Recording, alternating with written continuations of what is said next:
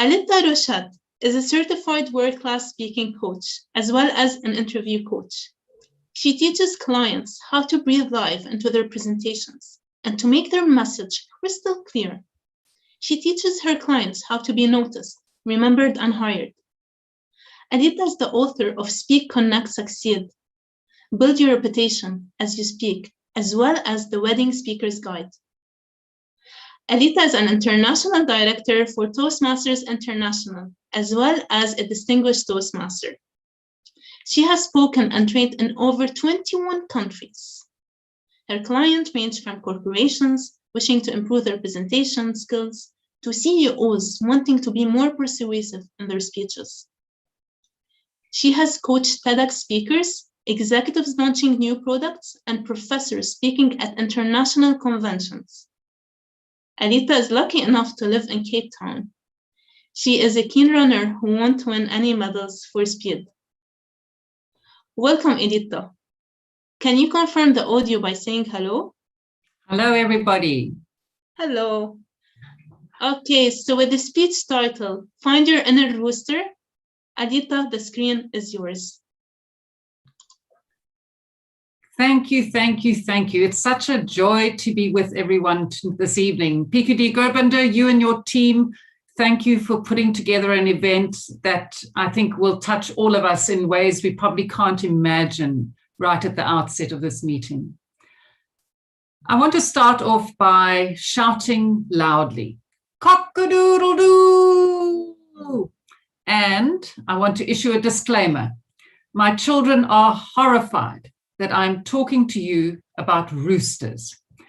As a mother, those of you who are parents will understand when I say that it goes with the territory that your children often find you embarrassing. And this is one of those instances where they think that mom's crazy hobby of collecting roosters is not something that should be shared in public. I didn't grow up on a farm. I didn't grow up hearing roosters crow early in the morning. Occasionally, I'd hear them if I was in an area where there were roosters, but it was really when I went shopping for a painting for my home, and you can see that behind me today. My husband and I were looking for a painting for our home, and I saw this most beautiful painting of a rooster, and I fell in love in that moment. I just knew that that was the painting that was coming home with us. And Rory and I have been happily married for 30 years, but let me tell you, if he and I ever had to get divorced, I would fight tooth and nail for my rooster. He's coming home with me. For years after that, I didn't really focus on roosters. But then one day, I met this guy. And he just appealed to me, made out of natural fibers, a lovely little tilt of his head, and I bought him. He became my first almost life-size rooster at home. And as time went on, I started collecting more. And this beautiful guy, I found in Malaysia. And when I saw him, I just knew that I was going to have to make room in my already overflowing suitcase to bring him home. And again, I did. And one of the ones I'm most proud of is this beautiful one. And I found him in Lisbon in Portugal. And once again, I would have thrown anything out of my suitcase to bring him home. When you look for roosters, you can find plenty of them. They're all over the place, but some of them aren't worth having. And I often have fun with my family where I take photos of really ugly rooster ornaments and say to them, I'm bringing this home. And they all say, no, please, we've got enough. But I've got plenty more. I've got a whole collection of them in my kitchen. So what is it about roosters that fascinates me? And the more I thought about it, the more I thought that we can actually learn leadership lessons from roosters. Roosters are leaders. They are born leaders, and they know it. It's not like you have to teach them how to be a leader or convince them to step into the leadership space. Innately, they know that they are the leader and they act accordingly. Roosters are often those people you can't ignore. They're talented, they're creative. They are just people who somehow are in the spotlight without even trying. and they make life more interesting for the rest of us. So for us as leaders, we need to emulate that. We need to accept our leadership position instead of often saying, no, it can't be me. Just step into that role like a rooster would. He's not hesitant. He doesn't doubt himself. A rooster cannot be a hen. A rooster is a rooster because that's how God created him. And in many ways, I feel that God created each one of us to be leaders. But so often we spend so much of our time trying to convince ourselves that we aren't leaders that we miss out on opportunity. We need to accept that we are leaders and step into that space. I love the attitude of roosters. They are beautiful and they know it. They are unapologetically beautiful, accomplished. They take pride in their presence and their appearance. They don't shy away from being center stage because they belong there. And we as leaders often take on the mantle of a leader, but then we don't want to step into the spotlight because somehow we feel uncomfortable. And if we think of roosters, they embrace that. They make peace with that because they belong there. And they use that opportunity well. As leaders, we need to honor that opportunity to do justice to ourselves and to those that we are leading. We don't take it for granted. We get in there with a certain measure of humility while we still have that confidence that a rooster has. Roosters are on top of their game. They rise early ahead of their competitors. And for them, this isn't a chore. It's just what they naturally do to rule their roost. They do what it takes to be a leader, and they do that consistently. They don't crow one morning and then sleep in the next. They crow every morning. They do what it takes to be a leader, and they do it again and again and again. And as leaders, we need to develop that consistency. We need to do those things that are part of the job and do them well and do them again and again and again. Roosters don't only crow early morning.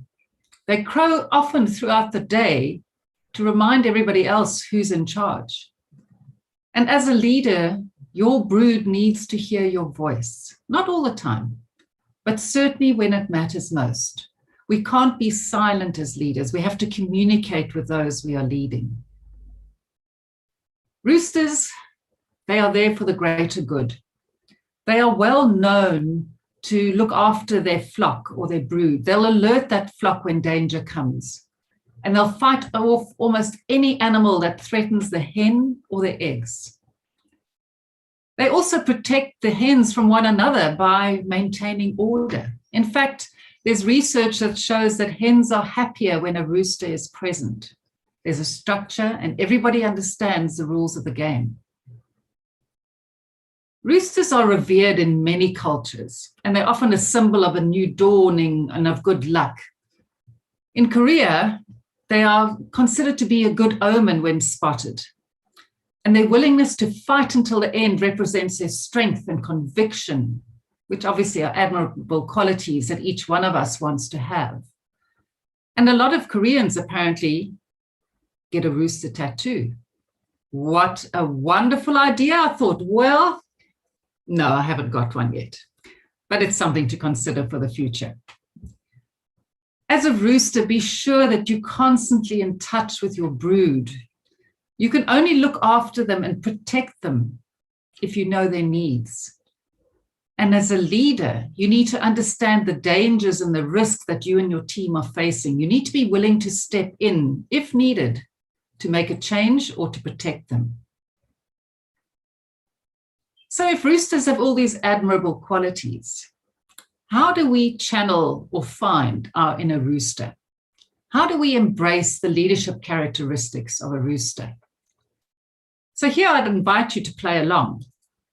So those of you that have got your camera off, how about turning your camera on at this point so that we can practice channeling our inner rooster?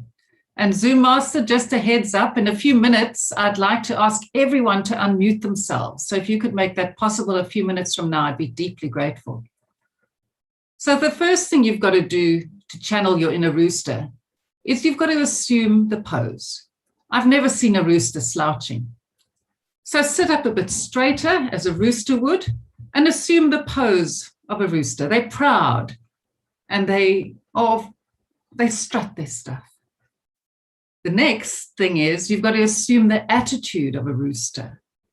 And a rooster, imagine going into your next meeting as a rooster rather than a hen. What would your discussions be like? What would the debate be like? Imagine going into your next negotiation as a rooster.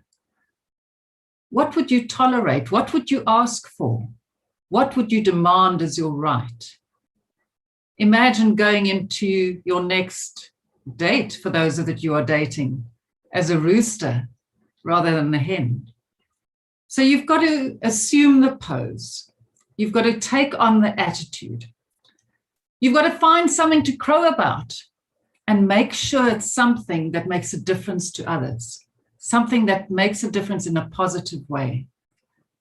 And as a rooster, you have to rule your roost.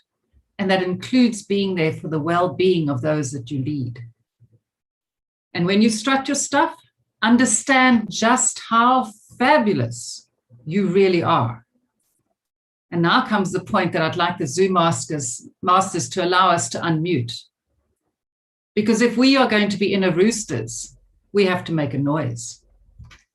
So can you unmute yourselves? Okay, if you are unmuted, I want you to throw your head back, assume the pose, and go cock-a-doodle-doo.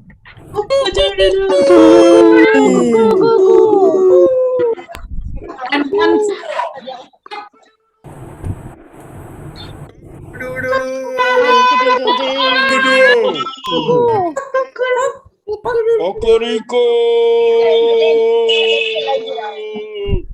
and let me just tell you how beautiful you are. You deserve to be in the limelight and your brood needs you. So strut your stuff, find something to crow about and channel your inner rooster. Back to you, Madam MC. Thank you so much, Aletta Rochat. Please give her a big round of applause.